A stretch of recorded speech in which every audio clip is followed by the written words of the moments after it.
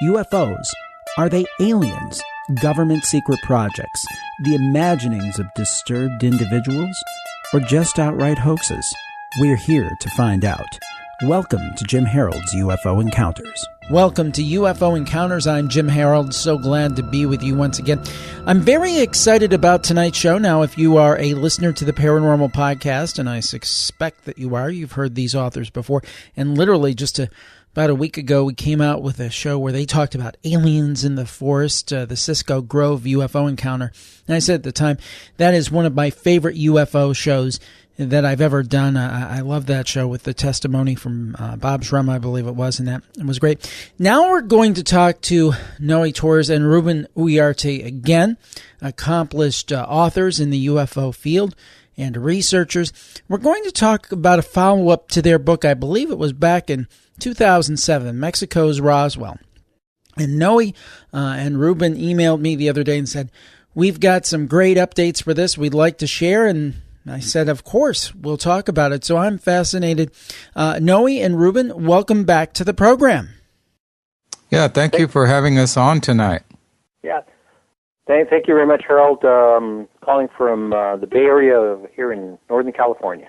There you go. Yeah, we got kind of, we're almost, we've got central part of the country, we got Texas, we got California, we've got Ohio. So we're spanning the nation here. Now, for folks who maybe didn't hear the show, we did a show quite a few years ago on the Mexican Roswells.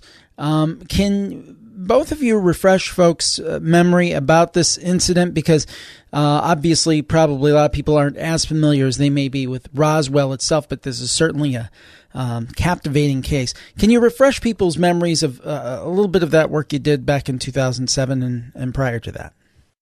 Well, I'm going to start off, Jim. This is Noe calling from South Texas, and then Ruben can pick up the tail end of the story and the what's happened since then. This is a fascinating case, one of the most interesting UFO cases that Ruben and I have ever looked at. And Ruben has been a long-time researcher, and so have I.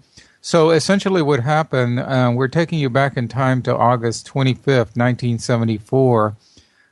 This was still the height of the Cold War, the Soviet Union building up its military arsenal, and people here in the U.S. worried about, the possibility of some kind of nuclear threat against us from the Soviets. So in 1974, radars along the Texas Gulf Coast in the area of Corpus Christi started picking up an incoming signal that had suddenly appeared, dropping down out of the Earth's atmosphere and headed toward the Texas coast. Well, everybody was, running around in a state of panic as this object appeared at about an altitude of about 75,000 feet and going over 2,200 miles an hour and headed inbound. There was, quite a reason for concern there, because this would have been characteristic of perhaps an ICBM that had dropped down out of orbit and was headed toward the U.S. But then something very strange happened, Jim, and that is that it made a 90-degree angle turn before it got to the Texas coast, heading south on a bearing south. Approximately toward the tip of Texas and a town called Brownsville, which incidentally is one of the larger port cities in the state of Texas. So it got from bad to worse because it was now headed toward another major population center down there in the Brownsville area. And as the radar observers continued to watch, the object made another strange maneuver, and that is that it streaked past Brownsville. And of course, this happened in a very short period of time because we're talking at an object traveling at an extremely high rate of speed. So it made another 90-degree angle turn as it whizzed past Brownsville on the Gulf of Mexico side, out in the waters. It made a 90-degree angle turn about 40 miles south of Brownsville and headed into northern Mexico. Now, here's a very interesting part of this story. The object began to decelerate and it began to drop in altitude from the original altitude of about 75,000 feet down to somewhere in the 50,000 range and dropping. Mm-hmm. As it followed more or less the curvature of the Rio Grande River, staying on the Mexican side mostly as it continued its track toward the interior of Mexico. And after it made that turn into Mexico and went a distance there of several hundred miles, it impacted, according to the story, according to the evidence that we found, it impacted midair with a small plane that was headed from out of El Paso International Airport, headed to Mexico City. Now, that small plane, something like a Cessna, just to give you a reference point about what type of plane it might have been, we don't know anything about the occupants. We've been unable to find data about that. But the small plane had left El Paso Airport at about 9:30 Texas time, and at about between 10:15 and 10:30 p.m. Texas time, the midair collision occurred between the small plane and the UFO. The UFO remained nearly intact, was damaged very little in the collision. The plane was essentially obliterated, and the UFO fell down to the Chihuahuan Desert below, where there were two attempts to recover the UFO, the crashed UFO. The first attempt was made by Mexican government military officials, and it was unsuccessful because the soldiers were able to reach the site of the crashed UFO, and they were able to load it up onto a flatbed truck. Mm-hmm. But shortly after they made the recovery and they headed back to base, all of the Mexican soldiers died from exposure to what we think was some kind of airborne contaminant, either chemical, biological, radiological, we're not certain. The second attempt at retrieval was made by a U.S. team that had been hastily put together at the Fort Bliss Army Base in El Paso earlier that evening. They went in with choppers. They took a large cargo dual-rotor helicopter and then 3 or 4 assault helicopters. And the helicopter team went straight from El Paso down along the Rio Grande River. They crossed over into Mexico at a small, tiny Texas town called Candelaria, which we'll have more to say about a little later.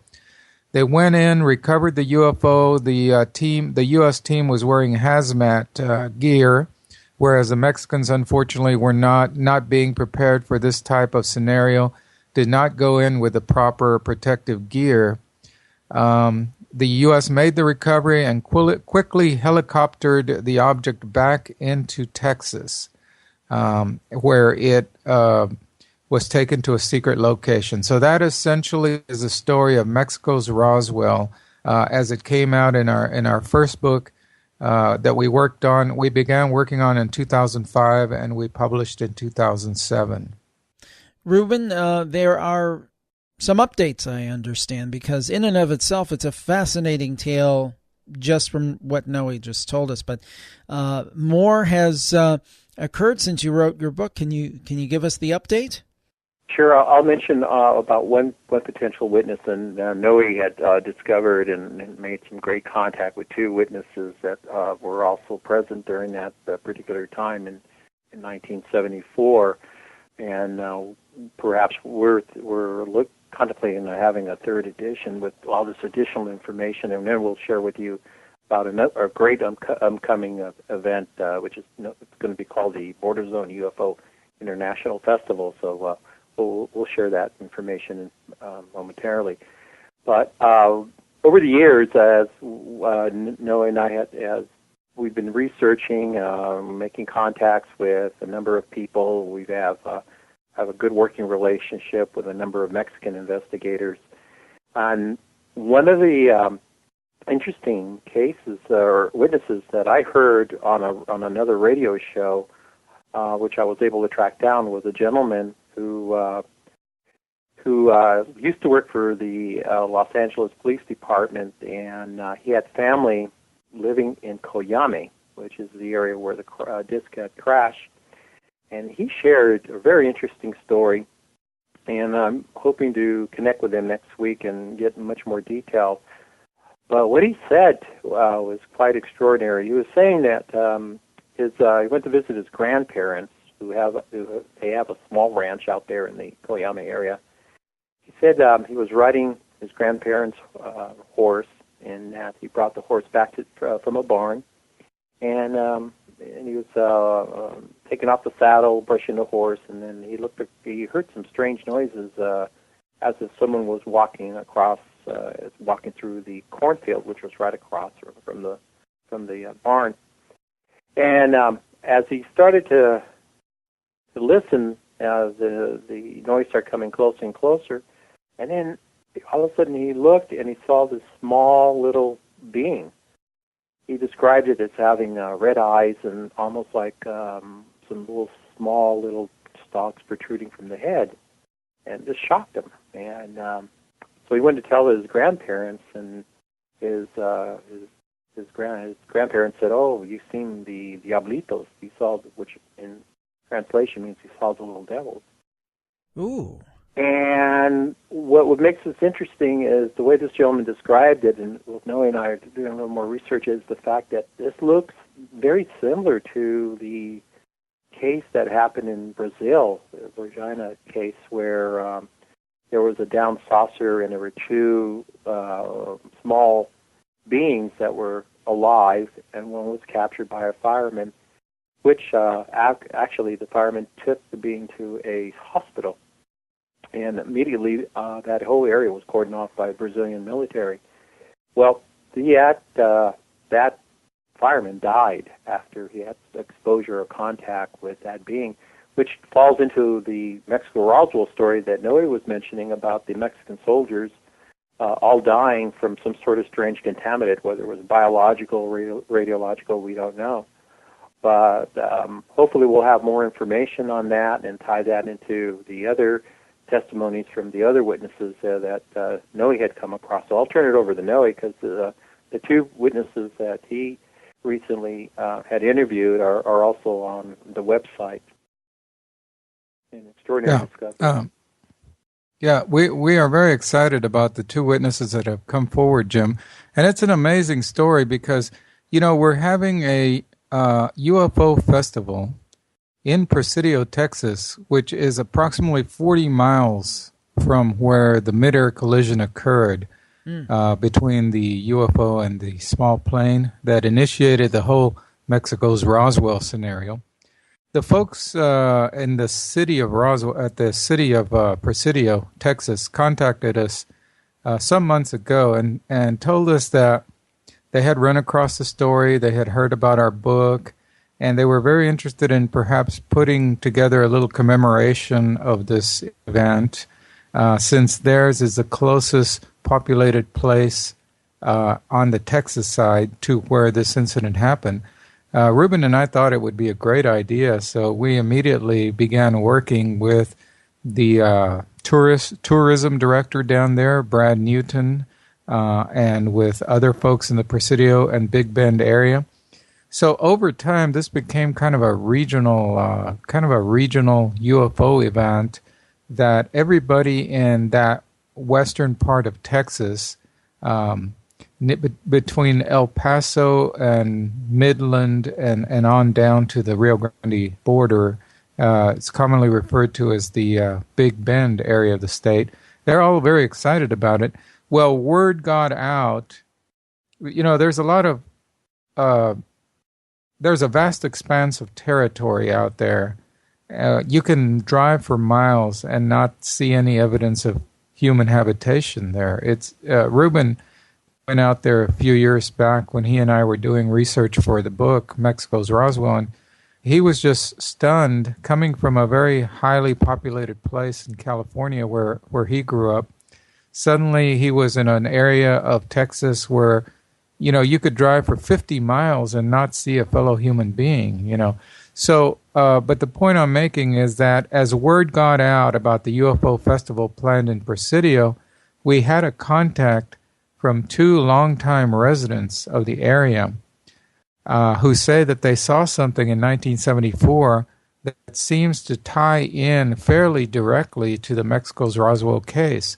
And the first witness to come forward was 82-year-old Johnny Chambers, who is a legendary educator in that area of the state. She has won numerous state awards, and everybody knows her. If you say the name Mrs. Chambers or Mrs. Johnny Chambers, everybody in the area knows her, and she taught many of the residents in that area. She was a teacher for over 30 years and taught at a one-room schoolhouse in both in a very small town known as Candelaria, and then right next door to it, another small town known as Rio Dosa. And those are just a short drive away from Presidio. Anyway, she told us that she remembers distinctly, and her son, who was with her at the time, he was 10 years old when this happened. Her son and both the teacher, the school teacher, and her son, who was 10 years old, saw this flaming fireball explosion in the sky on the Mexican side of the river, coincidentally right at the very place where Ruben and I had gone out doing research on this case. In other words, Ruben and I had gone and taken pictures and talked to witnesses on the Mexican side, and we had never gotten around to trying to find anyone on the Texas side who might have seen something. Well, these folks stepped forward and said, we were looking at the sky, we were driving toward the river, when all of a sudden there was a huge fireball. It was 1974. She was still teaching, Mrs. Chambers was still teaching in Rio Dosa, and they were headed back to the schoolhouse, in fact, doing an errand after hours, and they saw this huge fireball right over the mountain that separates the Rio Grande River from the Texas side from the Mexican side. There's a small mountain range there, and just rising up from behind that mountain range was this huge ball of fire. And now here's the part that sent chills up my spine, and Ruben's as well. John Chambers, who was a son of Mrs. Chambers, said that the day after the fireball, residents in that area saw a team of U.S. military helicopters, including a double rotor job, come across the Rio Grande River from Mexico. Now, this was an area of the state where nobody ever saw military hardware back in the 70s. I mean, military aircraft of any kind. But for the aircraft, for the helicopters to be coming back to the U.S. side from Mexico was something that stuck in the memories of a lot of those residents of that small community. So we had confirmation from these 2 witnesses that in 1974, they saw a huge explosion that persisted for a long time. Over 30 minutes, the glow up in the sky was visible before it finally just disappeared. And then the next day, there was this strange assembly of helicopters, including a very large one with the double rotors, that came screaming across the Rio Grande River from Mexico and headed up toward El Paso. When Ruben and I were contacted by the Chambers for the first time, our jaws just dropped. I mean, we published our book in 2006, and the case has been kind of slow to develop in terms of additional witnesses. But then when we found this out, we were just thrilled beyond belief. I could see why. Now, I have this question. Let me throw this out there. Some people may say, well, you saw there were the sightings of the American military personnel, and there's these deaths of these Mexican military folks who encountered this. Who's to say that it wasn't some type of military crash of some secret craft or secret weapon, and that it was somehow carrying some kind of radioactive agent or something like that that killed these people? Why do you think that, or do you? Maybe you withhold judgment on that. Why would it not possibly be just a simple military exercise gone wrong? Well, I'm going to let Ruben elaborate on this some more, but the aerodynamic factors involved, the flight characteristics of this object that appeared over the Gulf of Mexico, traveling at over 2,200 miles per hour at an altitude of 75,000 feet, would really preclude most of the military hardware that existed in the world in 1974. And then the straight angle 90-degree turns that it executed twice. And Ruben, what would you add to that? Well, there's two things. One is that the actual information that we had received initially came from a report that we believe was written by someone within the military. And the report was known as the Deneb report. And the report was very, very much detailed. It really described the geography of that part of Texas, the west part of Texas, as well as the military operations. And what was really interesting was that this report was sent anonymously to a number of UFO researchers back in the early 90s. Mm-hmm. The other factor that we have, which we've written a whole chapter in our book, was the fact that small UFOs or small crafts, it's not new. There was a very interesting event that occurred in Mexico City back in the following year, and actually 8 months from the Coyame crash, where in the May of 1975, we had a pilot who was flying his small airplane, and he had 3 small crafts that completely surrounded his airplane. He had no control of his airplane. These crafts took control of his flight mechanisms for approximately 18 minutes. What makes this really unique is that we have the actual transmission from him calling Mayday, Mayday, Mayday to the air traffic controllers in Mexico City. This was a case that was very much televised. It came out in the papers. It was very well known. Carlos dos Santos was the pilot. We've been in touch with him. His case was so extraordinary, and we thought that, well, that's interesting. Here you have a pilot who had an encounter with 3 small discs, where in our research we had a small airplane that collided with a small UFO. So that's why the description of the UFOs is virtually identical in both cases, and in the Carlos de los Santos case, the small disc that surrounded his plane actually made contact with his plane. And this just happened, several hundred air miles from where the Coyame, Mexico's Roswell incident happened. So there's a lot of very intriguing similarities, as Ruben has pointed out.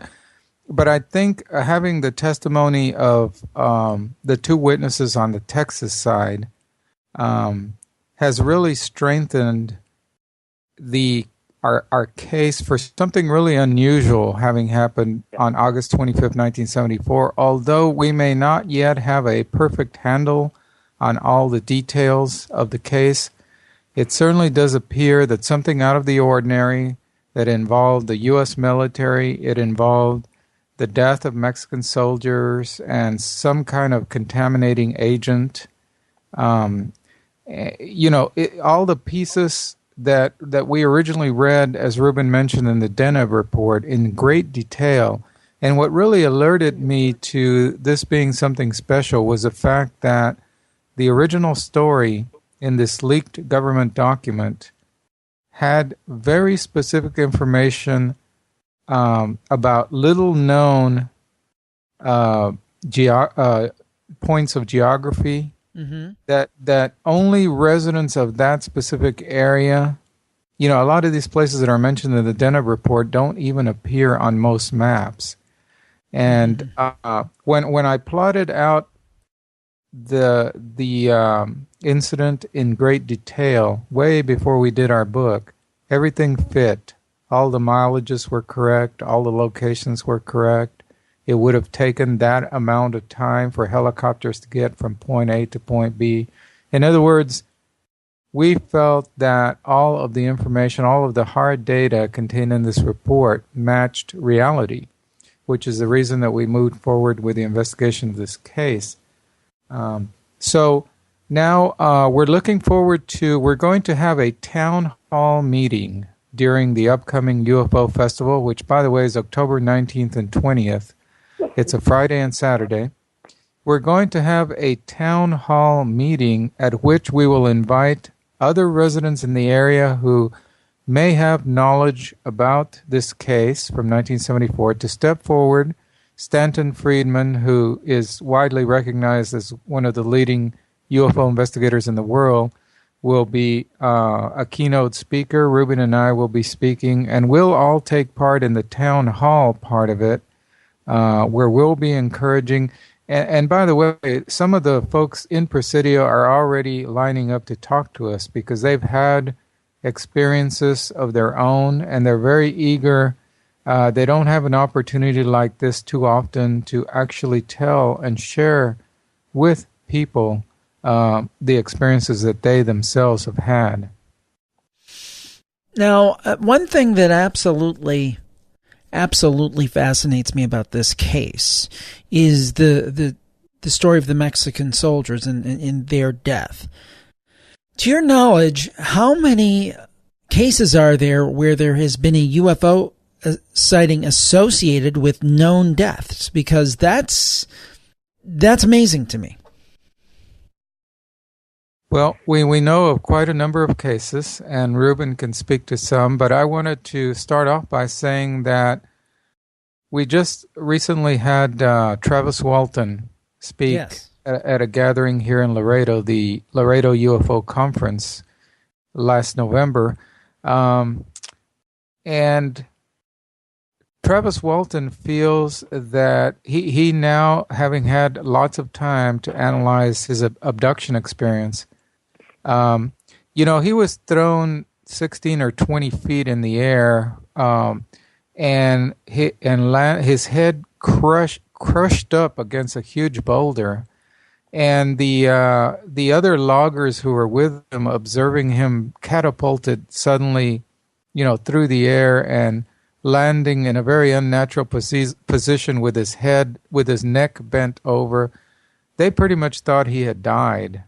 It was such a violent thing that happened to him. Well, Travis Walton now feels that it's very likely that he did die or was near death, and he feels that that's why the UFO occupants came back, took him aboard ship, and essentially brought him back to life or brought him back to health from a near-death state. But that's just one of the better-known UFO cases where someone was seriously hurt or possibly killed, and there have been numerous others. Ruben, can you bring a couple there? Well, the one I was mentioning earlier in Brazil, and the date escapes me. It was, I believe, in 1997, where that one particular firefighter was exposed and had died. Now, the other thing that comes up is there might be a number of cases that we're not aware of. The case there's one that occurred in Texas where that was a Cash Landrum case. Cash Landrum. She just died of in the cancer. piney woods of East Texas. Yeah. Yeah. That was a very interesting case where the poor woman was. Right. The interesting part about the Mexico's Roswell case is that a lot of times we have exposure to something from a UFO encounter, and then there's a residual effect, such as in the Betty and Barney Hill abduction. There's a residual effect that wears down people's health and over time. Well, that's a good point. So it's not instantaneous. I mean, if I'm correct, didn't Betty believe that Barney Hill died as a result of all the stress and everything that happened to him, and who knows what else as a result of that situation? Yeah, that's a good point. Right. I wasn't thinking of that, but that's a very good point. And there have been many other cases where the witnesses have suffered some sort of health, temporary health, or maybe even long-term health issues following exposure that happened during a UFO encounter. In this case, though, the death death resulted fairly swiftly. We estimate from the details that we gather in the DENA report and the distance that the that the Mexican soldiers would have traveled prior to their deaths, that it took approximately an hour from the time they were exposed until the time that all of them, which we estimate at least 24 Mexican soldiers, were dead in the desert of unknown causes. Wow. That's something else. Well, this is a very interesting case. Can you tell people more about the event that's coming up, how they can learn more? We'll certainly have a link at jimharold.net on this post. But explain again what the event is and how people can learn more if they wish to do so. Yeah, after, following the publication of our book, Mexico's Roswell, in 2007, the folks in Presidio have kind of gathered momentum and have decided to put together a little festival, little commemoration of the incident, the Mexico's Roswell incident, which occurred within 40 miles of their town. This town in Texas, Presidio, Texas, right along the Texas-Mexico border, is the closest U.S. populated place to where the crash is said to have happened. So on October 19th and 20th, that's a Friday and Saturday, they're going to be holding a 2-day lecture series featuring Stanton Friedman. Oh, yes. Yeah. And myself and Ruben will be speaking about the Mexico's Roswell case and bringing in new detail. Also, the two witnesses that we mentioned, Mrs. Chambers and her son, will be there in attendance as well to speak about what they saw.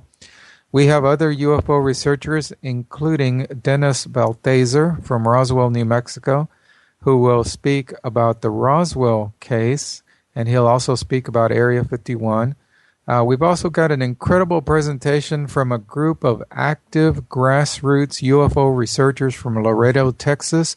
Ismael Cuellar and his group, which is known as the Laredo Paranormal Research Society, they have filmed some incredible footage of triangle UFOs hovering in and around Laredo, Texas.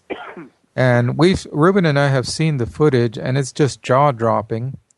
They're going to be explaining how they use night vision, infrared technology to discover these UFOs, which are apparently using stealth technology. They're not visible to the human eye.